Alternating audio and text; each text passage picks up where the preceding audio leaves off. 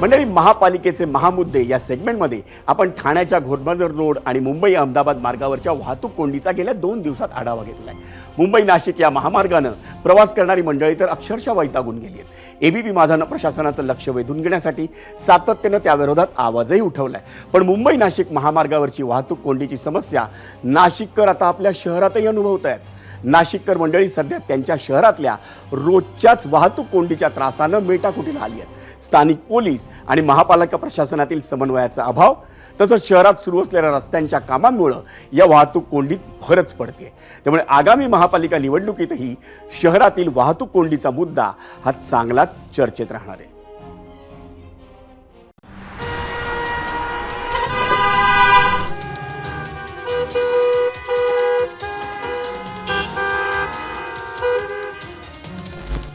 हे हाल नाशिकचे आहेत, तेच हाल मुंबईचे, तेच हाल पुण्याचे। अगदी नागपुरातही गेलो तरी वाहतुकीची कोंडी। प्रत्येक शहरासाठी ही कोंडी नित्याचीच बनली आहे। आता नाशिकात काय कारण आहेत? आपण आता नाशिकच्या मुंबई नाका चौकामध्ये आहोत आणि वाहतुकीची कोंडीची समस्या दुपारी देखील बघायला मिळते। ज्यावेळेस कार्यालयांमध्ये, कॉलेज महाविद्यालयांमध्ये जाण्याची वेळ नसते, अशा वेळेस देखील प्रचंड अशा वाहतूक कोंडीचा सामना नाशिककरांना करावा लागतो आहे। सायंकाळी 5:30-6 वाजेनंतर तर इथे मोठ्या प्रमाणावर म्हणजे 5 मिनिटाचं एरवी अंतर कापण्यासाठी जेवढा वेळ लागतो तेवढं अंतर कापण्यासाठी पाऊण तास लागतात।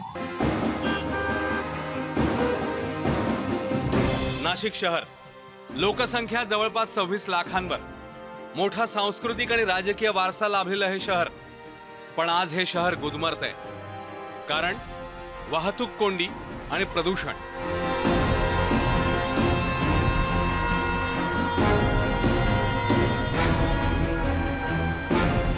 खरं तर फक्त सुरू असलेली रस्त्याची कामं नव्हे, तर त्यासोबतच रस्त्यावरील अनधिकृत पार्किंग, शहरातील प्रमुख अशा 14 चौकात असलेली मोठमोठी वाहतूक बेटं, शहरातील वाहनांची वाढणारी संख्या, अरुंद होणारे रस्ते, वाहनतळाचा अभाव, बेशिस्त वाहन चालक, अनधिकृत फेरीवाल्यांचं अतिक्रमण यासह अनेक गोष्टींमुळे नाशिकात 5 मिनिटाच्या प्रवासाला तब्बल पाऊण तास जातोय। नाशिकमध्ये अशी परिस्थिती झालेली आहे की माझं ऑफिस इथे MG रोडला आणि माझं घर आहे शिवाजीनगरला। तो मोजून 5 किलोमीटरचा रस्ता आहे, पण मला इथून घरी जायला कमीत कमी 1.5 तास लागतो। तरी सगळ्यात जास्त द्वारका परिसरात वाहतूक कोंडी होते। म्हणजे तिथे 2 व्हीलर असो, 4 व्हीलर असो, त्याचं जास्त प्रमाणात वाहतूक कोंडी तिथे होते। इतकी वाईट परिस्थिती नाशिकची झालेली आहे आणि रस्त्यावर जे आता तुम्ही इकडे तिकडे बघितलं आजूबाजूला, तुम्हाला 4 बाजूला असे बेशिस्तपणे वाहनांची पार्किंग केलेली दिसते।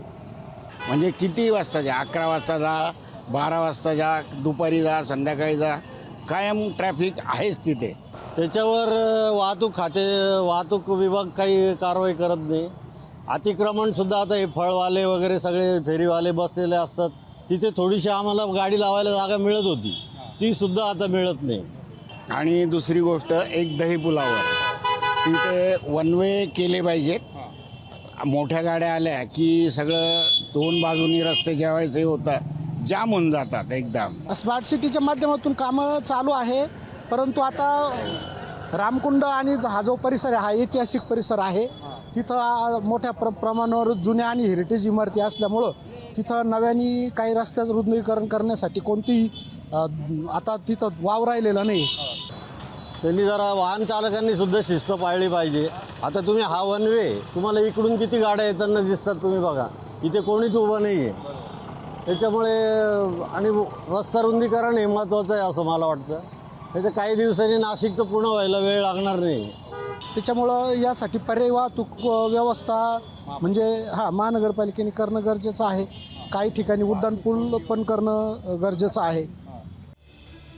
आता नाशिककरांनी ज्या द्वारका सर्कलचा उल्लेख केला तिथे तर वाहतूक कोंडी आहेच, पण इंदिरानगर अंडरपास, गंगापूर रोड, रविवार कारंजा, पंचवटी कारंजा अशा सर्वच ठिकाणी दिवसभरात अगदी भर दुपारी जरी गेलात तरी तुम्हाला वाहतूक कोंडीच दिसेल। बरं, याच वाहतूक कोंडीचा जितका त्रास नाशिककरांना होतोय तितकाच त्रास पर्यावरणालाही होतोय, कारण याचा थेट फटका इथल्या हवेच्या गुणवत्तेला बसतोय। त्यामुळे आम्ही पोलीस आयुक्त आणि पालिका आयुक्तांना गाठलं, दोघांची ही उत्तरं काय आहेत ते ऐकूया. यासाठी एक आम्ही ऑनरेबल आपले जे CP साहेब आहेत त्यांच्यासोबत एक मीटिंग आम्ही ठेवणार आहोत आणि त्यांचे जे काही सजेशन्स असेल, आपले काही असेल आणि CCTV मॉनिटरिंग करून जे आपल्याला कळेल की म्हणजे कशा काय प्लॅनिंग करावी ते करू.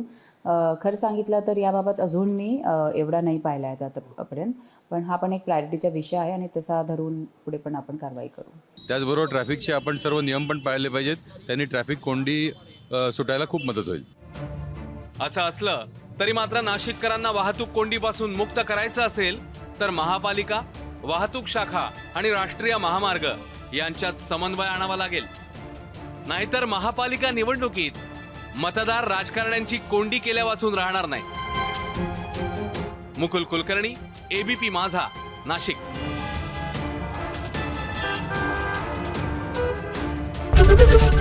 ABP माझा, उघडा डोळे बघा नीट.